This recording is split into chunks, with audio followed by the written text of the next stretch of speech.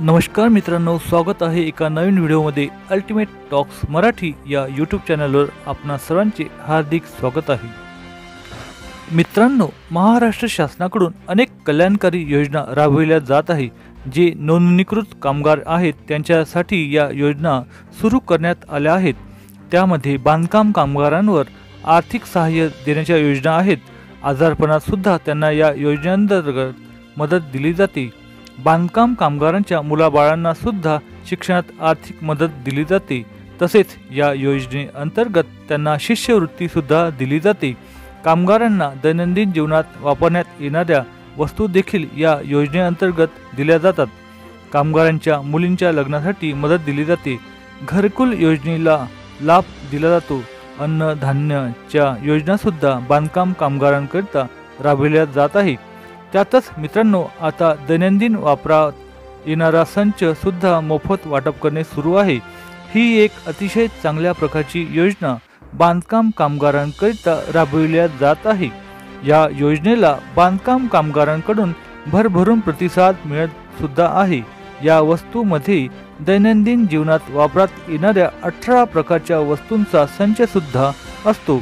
यामध्ये भांड्यांचे 30 नग त्यांना मिळतात, जे त्यांना दैनंदिन जीवनात उपयोगात येतात। या वस्तू किंवा भांड्यांचा संच बांधकाम कामगारांना मोफत दिला जातो।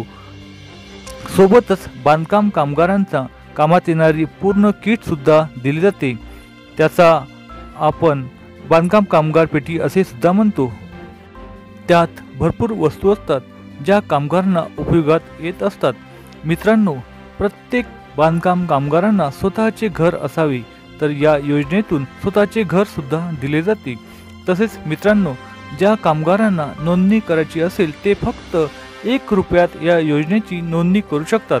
या योजनेमध्ये सहभागी होण्याकरिता पात्र कामगारांना फक्त अधिकृत बांधकाम कामगार वेबसाईटवर जाऊन फक्त 1 रुपयात नोंदणी करायची असते।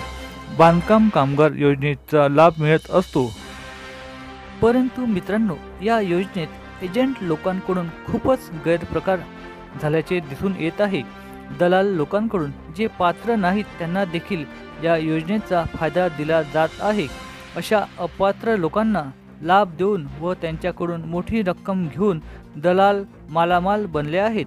एवढेच नाही तर मृत झालेल्या व्यक्तींच्या नावावर सुद्धा काही दलालांनी लाभ घेतलेला आहे।